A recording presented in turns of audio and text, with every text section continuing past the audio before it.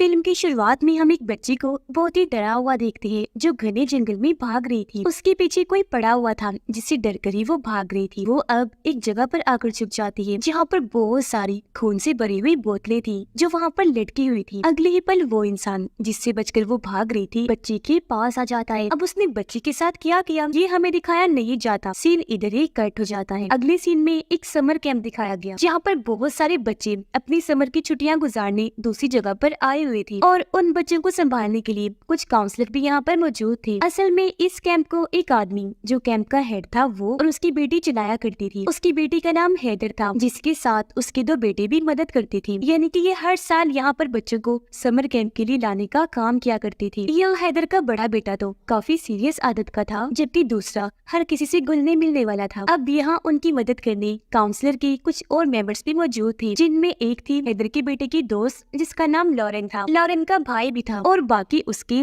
और हैदर के कुछ दोस्त थे। ये भी हर साल समर कैंप में इनकी मदद करने के लिए आया करती थी। अब आज इस समर कैंप का आखिरी दिन था। लॉरेन के भाई और उसकी दोस्त ने अपने पूरे ग्रुप के लिए एक गेम सेटअप की हुई थी जो ये रात को खेलने वाले थे, जो खेलने के बाद ये भी यहाँ से चले जाएंगे। इसलिए फिलहाल बच्चों को भेजने का फैसला किया जाता है। जिन्हें छोड़ने हैदर का बड़ा बेटा जाने वाला था वो सभी बच्चों को बस में बिठाकर उनके घर छोड़ने के लिए निकल पड़ता है। जिसके बाद कैंप के हेड यानी हैदर के डैड भी वापस अपने घर जाने लगते हैं। यहाँ हमें पता चला कि वो अपनी जवानी के वक्त से इस कैंप को चला रही है। अपनी वाइफ से भी उनकी मुलाकात यही हुई जिसके बाद जल्दी दोनों ने शादी कर ली और फिर उनकी वाइफ की मौत भी इधर ही हो गई। अब क्योंकि हैदर के डैड की उम्र काफी ज्यादा हो गई थी तो वो अपने समर कैंप वाले काम से रिटायर्ड होना चाहते थे। उन्होंने अब सारी जिम्मेदारी हैदर और उसके बच्चों को दे दी, इसलिए वो यहाँ से फिलहाल जा रहे थे। और अब क्योंकि आखिरी रात थी तो काउंसलर के सारे मेंबर्स यहाँ पर मस्ती करने लगते हैं, काफी इंजॉय करने लगी। हंसी मजाक में हैदर का बेटा सबको एक नर्स की कहानी बताने लगा कि एक बार इसी कैंप में एक नर्स काम किया करती थी, लेकिन वो चोरी छुप के बच्चों पर एक्सपेरिमेंट तजुर्बे करने लगी जिसमें वो बच्चों को गलत दवाइयाँ और जड़ी बूटियाँ दिया करती थी, जिसका असर जब बच्चों पर पड़ने लगा तो नर्स की सच्चाई सबको पता चली, जिसके बाद उसे निकाल दिया गया। अब उसका इस दुनिया में कोई नहीं था, दिमागी तौर पर भी वो ज्यादा ठीक नहीं थी, इसीलिए वो इन्हीं वुड्स जंगलों में रहने लगी। यही रहती रहती उसकी मौत हो गई और अभी भी वो यही रहती है, पर गोस्ट भूत बनकर। जो कोई भी उसे बुलाता है वो उसे लेने के लिए आ जाती है ताकि उसकी आत्मा को अपने साथ ले जा सके। अब मजाक मजाक में हैदर का बेटा सबको कहता है कि तुम अपनी अपनी उंगली पर पिंच करके कोई चीज चुबाकर खून निकालो, जिसके बाद उस नर्स को उसके नाम से पुकारो और फिर वो हमारे पास भी आ जाएगी। अब क्योंकि सबको ये मनगढ़ंत कहानी ही लग रही थी इसीलिए सब मजाक मजाक में ऐसा कर लेते हैं, पर लॉरेन का भाई ऐसा नहीं करता। अब हैदर का बड़ा बेटा जो बच्चों को छोड़ने जा रहा था रास्ते में उसकी बस खराब हो जाती है। वो जब चेक करने गया तो नोटिस करता है कि सारे बच्चे एकदम खामोश हो गए हैं। वो जब वापस आया तो ये देखकर काफी डर गया कि सभी बच्चे अचानक ही गायब हो गए हैं। ये देखकर वो काफी घबरा गया, हर जगह बच्चों को ढूंढने लगता है पर वो उससे कहीं भी नहीं मिलते। उसे बस बच्चों की थोड़ी बहुत आवाजें सुनाई दे रही थी, इसीलिए वो वहाँ से आगे बढ़ा बच्चों को ढूंढने निकल जाता है। अब वहाँ जाकर भी उसे बच्चे नहीं मिलते और क्योंकि ये जगह सुनसान थी इसीलिए मदद भी उसे नहीं मिल सकती थी। बस यहाँ एक पब्लिक टेलीफोन था जिससे वो अपने नाना यानी कैंप की हैदर के डैड को कॉल करता है और वो उन्हें मदद के लिए यहाँ आने को कहता है। अब हैदर की एक दोस्त जब अकेली खड़ी थी तो तभी वहाँ उसका दोस्त आया जो उसे पसंद करता था। वो उससे कुछ बातचीत करके शादी के लिए पूछता है, पर अभी क्योंकि हैदर की दोस्त को शादी नहीं करनी थी इसलिए वो उसे मना करके वहाँ से चली गई, जबकि उसका दोस्त अकेला वहाँ पर खड़ा रहा और अब उसे वहाँ किसी की मौजूदगी का अजीब सा एहसास होने लगता है। हैदर की दोस्त वापिस आकर अभी वहाँ बैठी थी कि तभी उसका दोस्त भी फौरन वहाँ आ गया, जिसके हाव भाव अजीब ही हो गए थे। वो अचानक अपना कंट्रोल खोकर अपनी दोस्त को पत्थर मारने लगा, जिसके बाद उसे इतना मारता है कि वहाँ जल रही आग में ही फेंक देता है। वो सारे झुलस गई, दर्द की वजह से चिल्ला रही थी। उसकी हालत बहुत खराब हो गई इसीलिए उसकी मौत हो जाती है। हालांकि सब लोग उसकी दोस्त को रोक भी रहे थे, कंट्रोल में करने की कोशिश की जा रही थी, पर वो इतना पागल हो गया था कि काबू ही नहीं आ रहा था। जिस बीच उसे रोकते रोकते गलती से लॉरेन की दोस्त से उसे चाकू लग जाता है जिससे वो भी जख्मी हो गया। अब ये देखकर सभी लोग काफी घबरा गए। वो जल्दी से भागकर हैदर के पास आते हैं और उसे सारे सूरत हाल के बारे में बता देते हैं। वो जल्दी से फोन उठाती है, पुलिस को कॉल करने लगी, लेकिन अचानक फोन एकदम फट जाता है जिससे उसे खुद भी चोट लग जाती है। और अब क्योंकि यहाँ का माहौल काफी डरावना और अजीब हो गया था इसलिए हैदर को भी घबराहट होने लगी। वो सब लोगों को एक साथ इकट्ठा होने का कहती है। फिर कुछ लोगों को वो अपने बाकी साथियों को लाने के लिए भेज देती है जो दूसरे कैबिन में थी। अपने छोटे बेटे को माइक, फोन या इस तरह की कोई चीज ढूंढने के लिए भेज देती है ताकि किसी से इजी कम्युनिकेशन राब्ता करके ये मदद बुला सके। लॉरेन चली जाती है फर्स्ट एड ढूंढने, यानी कि जो लोग यहाँ पर जख्मी हुए थे उनकी मदद करने की चीजें ढूंढने वगैरह। वो जब एक कमरे में गई तो उसे यहाँ कुछ कागज मिलते हैं जो किसी के डॉक्यूमेंट्स थे। उसे ये अजीब लगे, इसीलिए वो इनको अपने पास रख लेती है ताकि हैदर के छोटे बेटे को दिखा सके, क्योंकि वही बता सकता था कि ये डॉक्यूमेंट्स किसकी है। अब लॉरेन का भाई और उसकी दोस्त जब एक जगह पर थे तो यहाँ उसकी दोस्त कुछ काम करने में मसरूफ हो जाती है, जिस बीच लॉरेन के भाई को कोई इनविजिबल यानी ना दिखने वाली ताकत डराने की कोशिश करने लगी। वो काफी घबरा गया, इस बारे में अपनी दोस्त को बताता है, पर वो ये कहकर बात को टाल देती है कि यहाँ पर ऐसा कुछ नहीं, ये बस तुम्हारा वहम होगा। अब लॉरेन वो डॉक्यूमेंट्स हैदर के बेटे को लाकर दिखाती है। उसने जब चेक किया तो ये उसी नर्स के डॉक्यूमेंट्स थे, यानी कि नर्स के बारे में जो उसने बताया था वो कोई मनगढ़ंत कहानी नहीं, बिल्कुल सच था। और ये बात लॉरेन उससे कहती भी है, पर हैदर के बेटे को इस चीज पर यकीन नहीं होता। वो कहता है कि ये सब झूठ है, क्योंकि नर्स वाली बस कहानी ही है जो सिर्फ बच्चों को डराकर सुनाने के काम आती है, इसके अलावा उसकी और कोई सच्चाई नहीं। अब दोनों की ये बातें हैदर ने सुन ली थी। वो इनके पास आती है, उसे देखने से लग रहा था कि वो नर्स का नाम सुनकर काफी परेशान हो गई है। खैर अब इनके 3 साथी जब लॉरेन के भाई और उसकी दोस्त को ढूंढने जा रहे थे तो यहाँ उनका एक साथी हैदर की दोस्त से कोई उल्टी सीधी बात कह देता है, जिससे वो गुस्सा होकर उनसे अलग होकर आगे निकल जाती है। इस बात की वजह से उस लड़की की दोस्त को बहुत बुरा लगा और वो अपने उस साथी से लड़ने लगा जिसने उल्टी सीधी बात की थी। उनकी हाथापाई हो ही रही थी कि तभी इन्हें अपनी उस दोस्त के चिल्लाने की आवाज सुनाई दी। ये जब उसके पास गए चेक करने तो वहाँ के हालात बहुत बुरे थे, क्योंकि वहाँ खून से भरी हुई बहुत सारी बोतलें लटकी हुई थी और उनकी दोस्त खून में लथपथ बहुत जख्मी हालत में वहाँ पर पड़ी हुई थी। उसकी जुबान कटी हुई थी और उसकी ये हालत देखकर दोनों दोस्तों की हालत खराब हो जाती है। अब हैदर से वो लोग उसकी परेशानी की वजह पूछने लगे, इसलिए अब वो अपने बेटे और लॉरेन को अपनी कहानी बताने लगी कि बचपन में मैं भी अपने दोस्तों के साथ इस समर कैंप में आया करती थी, जहाँ एक बार मेरा भी सामना उस नर्स से हो गया। उसने मुझे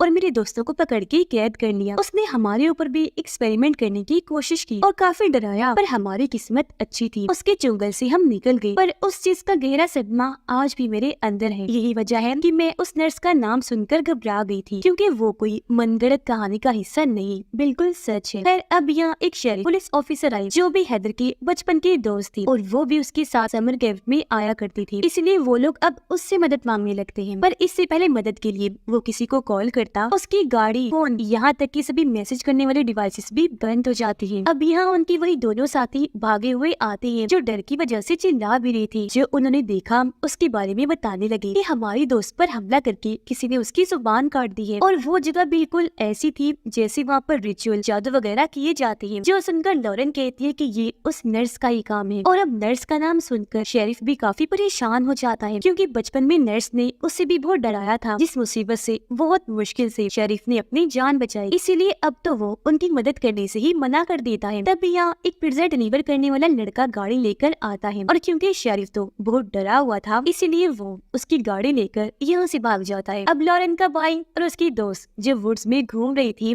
तो तभी वो यहाँ सभी बच्चों को भागता हुआ देखते हैं, जो एक जगह पर आकर जमीन खोदने लगते हैं। जैसे वहाँ का गड्ढा खुला उसके अंदर से नर्स की आत्मा बाहर आती है, जो वो होती डरावनी लग रही थी। पर यहाँ हैरत, वो लॉरेन की भाई को नजर नहीं आ रही थी, बल्कि नर्स को तो सिर्फ उसकी दोस्त ही देख पा रही। और अब वो सारे बच्चों को जो उसके कंट्रोल में थे दोनों पर हमला करने के लिए भेज देती है। बच्चे आकर लॉरेन के भाई की दोस्त को पकड़ लेते हैं, उसे इतना मारती है कि उसकी जान ही ले लेते हैं। ये देखकर लॉरेन का भाई काफी डर गया, जल्दी से भागकर बाकियों के पास आ जाता है, जिसके पीछे पीछे बच्चे भी यहाँ आ गए और अब वो बाकियों पर भी हमला कर देती है, जिनसे बचने के लिए वो सब एक दूसरे कैबिन में आकर छुप जाते हैं। अब यहाँ पर सभी जो काफी घबराए हुए थे आपस में ये बहस करने लगते हैं। हैदर सबको बताती है कि नर्स को जिंदगियां चाहिए, क्योंकि उसे इमॉर्टल अमर होना है, यानी वो फिर कभी भी नहीं मर सकेगी। इसीलिए अब वो हमें मार कर हमारी आत्माओं को लेकर ही रहेगी और वो तब तक नहीं रुकेगी जब तक वो लोग नहीं मर जाते जिन्होंने उसे हेल यानी जहन्नुम में भेजा था। और ये शायद वो लोग भी हो सकते हैं जिन्होंने उसे बुलाया होगा, यानी कि इन लोगों ने शुरुआत में पिंच करके खून करने वाला जो रिचुअल किया था नर्स को बुलाने के लिए, वो काम कर गया। इनकी पुकार सुनकर वो आ ही गई। अब तभी लॉरेन का दोस्त एक प्लान बनाता है कि मैं इन सब बच्चों को जो फिलहाल नर्स के कंट्रोल में है इन्हें अपने पीछे लगाकर एक कैबिन में ले जाऊंगा और जब सारे बच्चे कैबिन के अंदर चले जाएंगे तो मैं दरवाजे को बंद करके लॉक कर दूंगा, जिससे सारे बच्चे अंदर ही कैद हो जाएंगे। पूरी रात बच्चों को हम वहीं बंद रखेंगे, फिर अगली सुबह जैसी होगी बच्चे बिल्कुल सही अपने नॉर्मल हालत में वापिस आ जाएंगे, यानी कि नर्स के कंट्रोल से बाहर, क्योंकि रात गुजरने के बाद नर्स ने जो उन्हें हिप्नोटाइज किया हुआ है या कहेंगे पोजेस्ड, अपने कंट्रोल में वो जिस बच्चों की नर्स से टूट जाएगी। वो ऐसा ही करता है, केबिन से बाहर आकर भागने लगा, जहाँ उसका पीछे बच्चे भी करना शुरू कर देते हैं। लेकिन जैसे बच्चे दूसरी केबिन में गए, बाहर जाने से पहले ही वो लॉरेन की दोस्त को पकड़ लेते हैं। अब ये देखकर लॉरेन की दूसरी दोस्त को लगा कि वो भी अब बच्चों की तरह नर्स की पोजेशन में आ गया होगा, इसलिए वो उसे बाहर निकालने की बजाय बच्चों के बीच ही छोड़कर दरवाजा बंद कर देता है। ये देखकर लॉरेन उस पर गुस्सा करने लगी